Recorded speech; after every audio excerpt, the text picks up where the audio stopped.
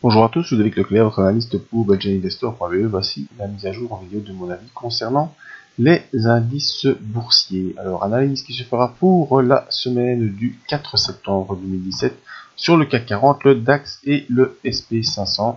Tout ça sur la plateforme TradingView. Alors d'abord, l'information habituelle sur les risques. Vous savez, le marché comprend des risques de perte n'est pas adapté à tous les profils d'investisseurs. Ça vous même d'évaluer vos propres risques. Je ne suis pas là pour vous conseiller dans vos opérations. Ce que je vous conseille, c'est d'utiliser les comptes et les mots afin d'établir et tester vos stratégies. Ma stratégie à moi, c'est l'analyse d'impulsion, technique d'analyse que j'utilise depuis 2011 de manière professionnelle et technique que je peux également vous enseigner. Toutes les informations sont donc sur le site ici. Alors passons d'abord à l'analyse du CAC 40. Le CAC 40 poursuit son range baissier. Donc on vous allez dire, rien de neuf sous le soleil, on poursuit le range baissier. Eh bien si, il y a une petite nouvelle qui pourrait être une bonne nouvelle.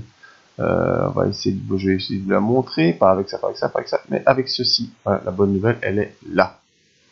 On a touché le bas, le haut plutôt de la ligne baissière qu'on avait franchi il y a déjà un bon moment, où j'ai fait de nombreuses vidéos sur le grand test du CAC 40, le grand test qui avait été franchi courant du mois d'avril. On est revenu sur cette ligne et on est venu faire un solide marteau sur cette ligne. Franchement, c'est un beau marteau. On est venu toucher pile poil la ligne ici aux alentours des 5000 points. Et puis on a rebondi tout le reste de la semaine. Mardi, mercredi, jeudi et vendredi. Et vendredi, on termine à la hauteur de la M20. Donc en étant ici, rien n'est joué. Peut-être qu'on va rebaisser dans la semaine prochaine. Peut-être qu'on va poursuivre à la hausse. On n'en sait rien. Alors allons voir un petit tour du côté de nos indicateurs. Nos indicateurs ne donnent rien. On a toujours cette tendance baissière, donc sous les zéros, avec un MACD qui va croisé à la hausse, dû à la hausse de cette semaine. Le RSI est toujours dans sa zone neutre, donc pour l'instant au niveau des indicateurs, il n'y a pas d'impulsion à attendre. Mais, mon sentiment à moi, c'est bien, j'espère que vous partagerez, c'est qu'on va maintenant aller franchir ceci en direction des 5243 points, qui sera le test pour annuler cette baisse qui a duré tout l'été, qui dure même depuis le mois de mai. Donc depuis le mois de mai, comme dit le proverbe, en mai, sell and go away, donc sell in May and go away, ça veut dire vendez tout en mai et puis vous vous barrez. C'est ce qui s'est passé, tout le monde a vendu. Juillet, août, il s'est absolument rien passé, il y avait tous les opérateurs en congé, pas de gros volume, pas de grosses choses, il n'a pas fait que bougie rouge, c'est important dû ce qui se passe en Corée du Nord et les déclarations de Monsieur Trump, mais sinon on a gentiment baissé, pas de grosse accélération baissière, vraiment, mais bon, une baisse assez conséquente qui nous a ramené jusqu'aux 5000 points, et je pense que ici, avec ce marteau, on est mieux pour pouvoir rebondir et repartir à l'assaut des paliers, premier palier de 5243 avant d'aller essayer de rejoindre les 5434 et ensuite les paliers plus conséquents que je vous avais déjà énoncé il y a plusieurs mois. Donc voilà, pour le CAC 40, petit espoir qui réside en ce gros marteau de mardi qui a permis le rebond sur la semaine. Maintenant, il faudra pouvoir franchir à la hausse ce range baissier et aller tester les 5243 points. Donc sur le CAC 40, il y a un espoir. D'autant plus que sur le DAX, regardez sur le DAX, qu'est-ce qui se passe sur le DAX? Eh bien,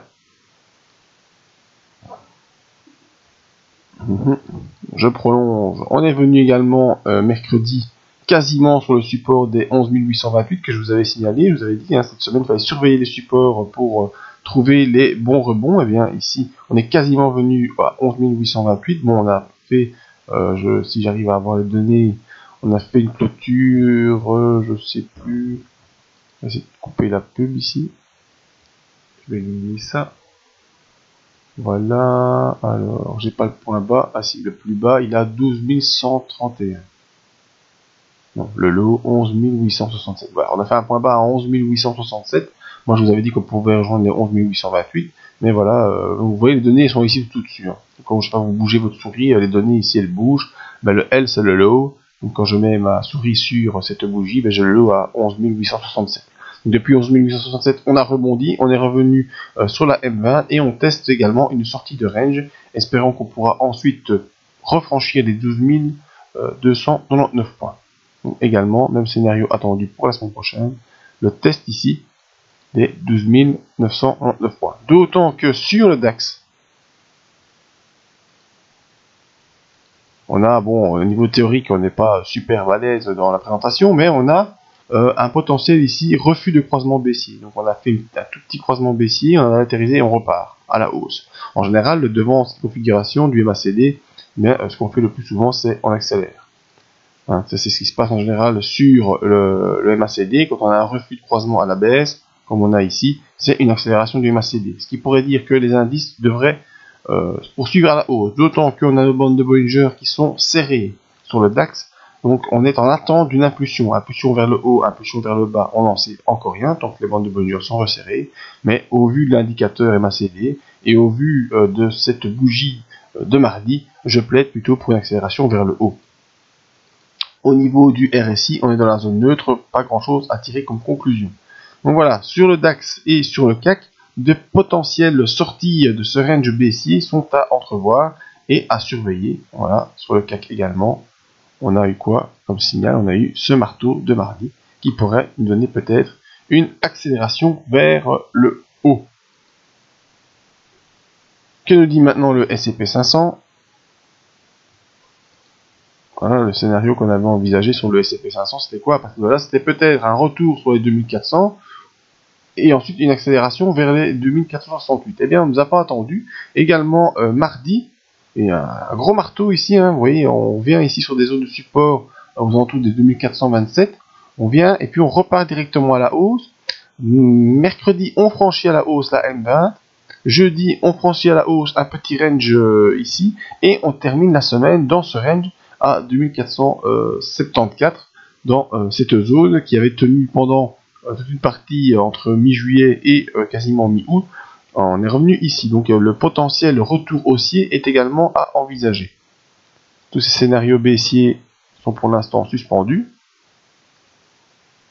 Voilà, sur le SP500, on est dans ce grand range haussier que vous connaissez, voilà, qui dure depuis un bon moment. Donc ça c'est quand on prend l'échelle hebdomadaire, mais la pub. Voilà. Que nous disent nos indicateurs? MACD croisé à la hausse et qui revient au-dessus de 0. Un très bon signal. Le RSI qui ne demande qu'une chose, c'est de faire un jump au-dessus des 60. Tout ça nous montre un départ d'impulsion plus que probable sur le SP500 à la condition de franchir les 2479. Direction quoi? Direction, si je prends on va faire un petit calcul d'objectif, c'est pas très difficile à faire. Une trendline entre ça et ça. Voilà. Ensuite, je fais un clone. Tac, je remets ici. Tac, et voilà. Prochain objectif, 2540.